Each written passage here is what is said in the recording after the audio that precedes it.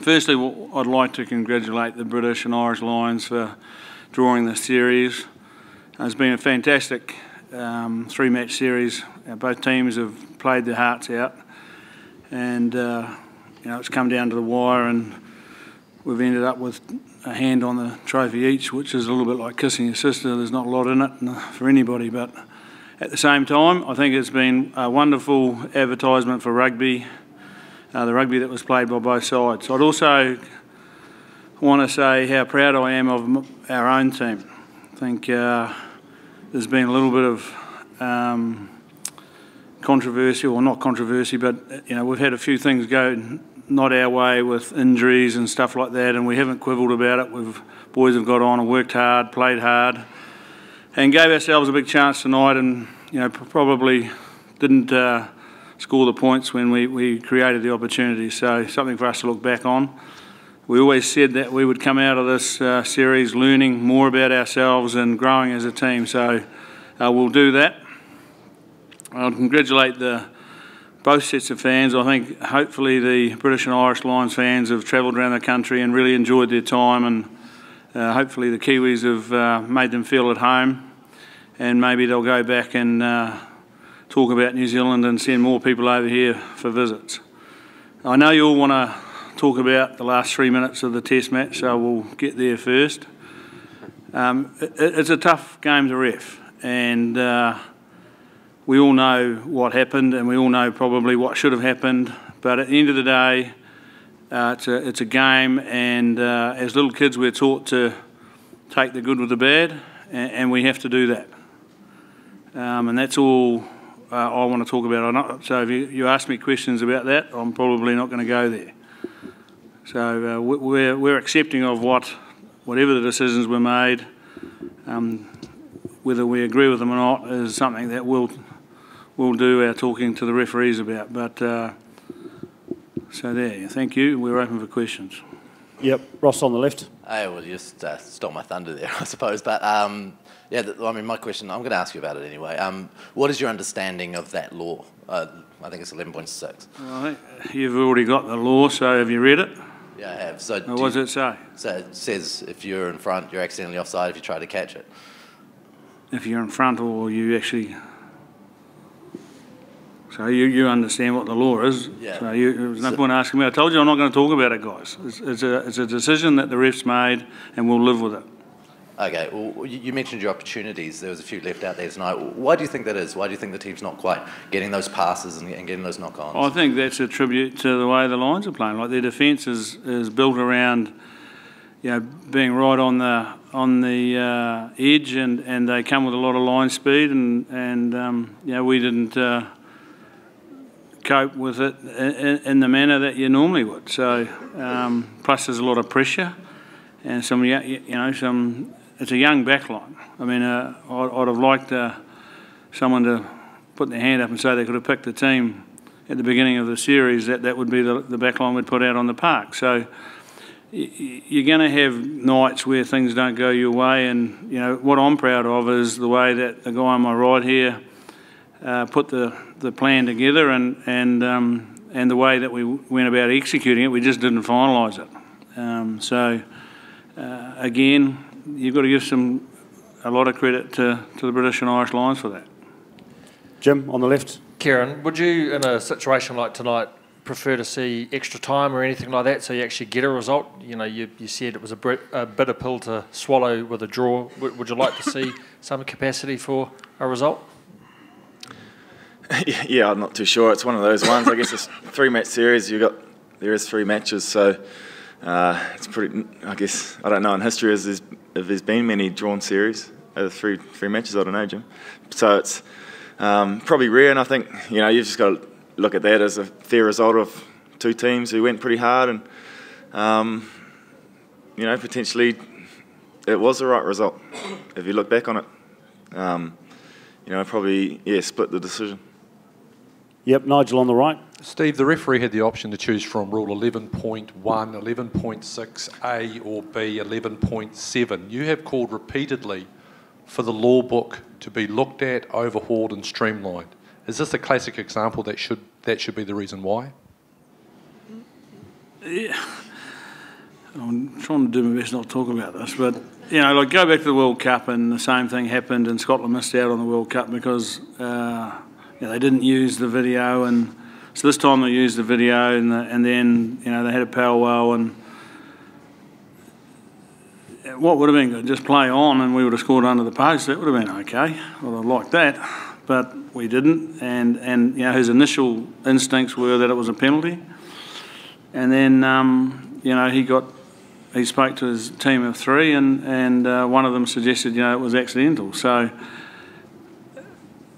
again, like it is what it is. It's happened, and we can't change that. You know, if we'd have scored another try ourselves, then we wouldn't be having this major discussion. You know, it wouldn't have been such a big problem. So we'll look at the things we should have done, and we can control. We can't control the refs, and I've said right from day one that we wouldn't be talking publicly about how we feel about them. But my question was, you've said about streamlining the rule book before. I've heard you talk about this for at least 2-3 years now. Yeah. Well, it's either offside or it isn't offside, and if we all know it's offside, then it's offside. If you're right. Like there's too many avenues that you can go down, but that's not the ref's fault either. That's the rule book, and the people that are running the game need to ask themselves, do we need to make it simpler? And my answer to that would be yes. But the changeover at 2019, after the 2019 World Cup to that new calendar, do you think that would be an opportune moment? Well, tomorrow would be great. Who's got the next question? Yep, here on the left. Steve, you saw Alan Wynne-Jones come back on after taking a fairly big whack to the head, and obviously you've taken an approach of looking after players that have taken blows to the head. What's your understanding of if he was allowed back on and if he actually went through an HIA? Well, I don't know if he went through an HIA. He should have done, I suppose, because it was shown on the screen. So you have to ask the team doctor, the medical doctor for the game. I'm not sure if he did. If he did an HRA, he's obviously passed it, so he's allowed to come back on. I'd assume he would have. He appeared to not go down the tunnel. He just went and sat straight on the bench, which... Again, you're asking the wrong bloke. Yeah, the medical doctor's the guy to ask. Who's got the next question? John Day on the right, there's Steve. Just Kieran, what are your emotions like after, you know, 100th test, but, you know, a lot happened in it. Just how are you feeling right now? Steve summed it up pretty nicely with the way he put it. But, yeah, it's a bit of a hollow feeling, I guess, a draw. You know, we don't turn up on a Saturday and want to draw, want to lose. We want to go out there and win. And so it feels a little bit that way. I think, you know, looking back, we'll look back on the series and, yep, draw's better than a loss. But, you know, right now it's mixed. Yeah, I'm proud of making 100 tests, but I'd probably swap all of them for a win, to be honest. So just the way it goes. Just on that, I think, you know, for a bloke to play 100 test matches for any country is amazing, and we haven't had too many do it in New Zealand, and to get one game is magnificent, but to get 100 and play as well as this guy has, and you know, he's become a real warrior and a great leader for the team. So publicly we would like to congratulate him. Yeah, it doesn't matter about the result when you start talking about his 100 games. He thoroughly deserved every one of his test matches, and yeah, he's added to the legacy and will continue to do so over some more time. Yep, Mark on the right. Steve and probably Ian to get you to weigh in as well. Steve, there was a lot of obviously interest in the two guys you picked to start their first test, Ngani and Jordie. What did you make of their performance under really trying circumstances, just from both you guys? I'll let Foz go first. He hasn't had a question from the last test match, so he's batting 2-0 at the moment, so away you go, son. Appreciate that, mate. It's look, I personally think they should be very proud of what they did. You know, Ngani has really been quite impressive since he's come in. And the way he's gone about his game and learning, like there was a bit of criticism about he's just had one strength with his ball carry, but today we saw a nice little kick in behind, an offload for a try. You know, so he's adding some things all the time and learning a lot. So, he should be pretty proud of his effort, and he would have learned a lot from, starting his Test career in such an intense sort of environment. And Jordie looked really composed, I thought. He did what he did really well, the high ball stuff, he covered well, and, probably, he just loves things happen around him. And we saw that again when he'd catch balls and break through lines and set some things up. So it bodes well for those guys for the future. Steve, do you want to add anything? Or? No, I thought he summed that up perfectly. Who's got the next question? Yep, in the front, please, Jed, with Alex.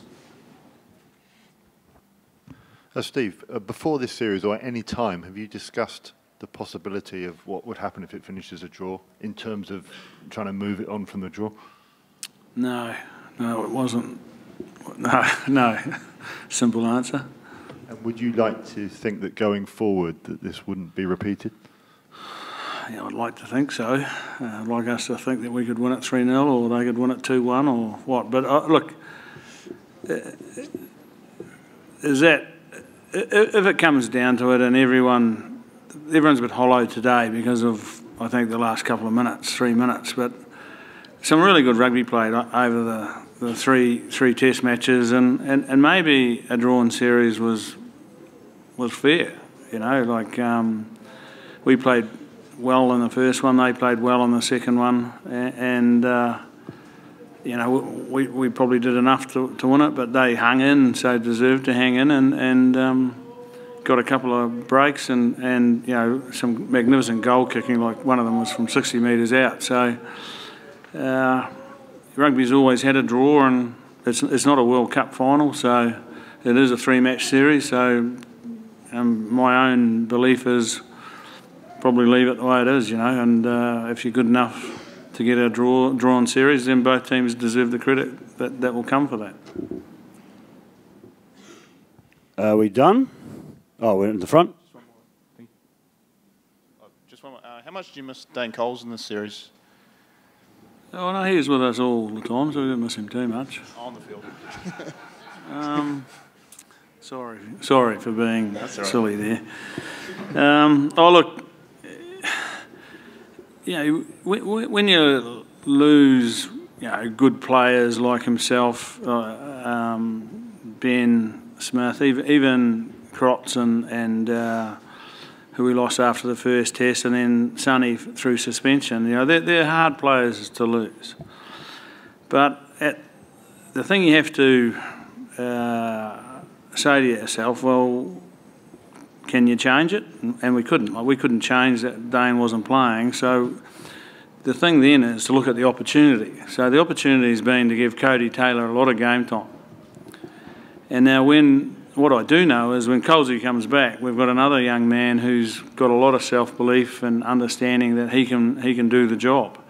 Nathan Harris has been given some time as well. We've got 2 midfield backs in Albie and Ngani who've come into the team now. They'll put pressure on Ryan and Sonny. So,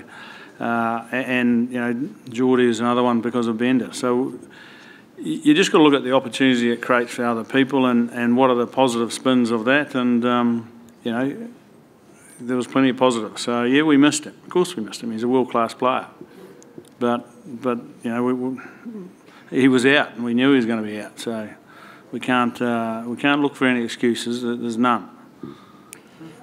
Sorry, we have to wrap it up there because we've got the Lions waiting. So thanks, everyone. We'll have players in the mix zone shortly. Cheers. Thanks, guys, and travel safe home, all you UK boys.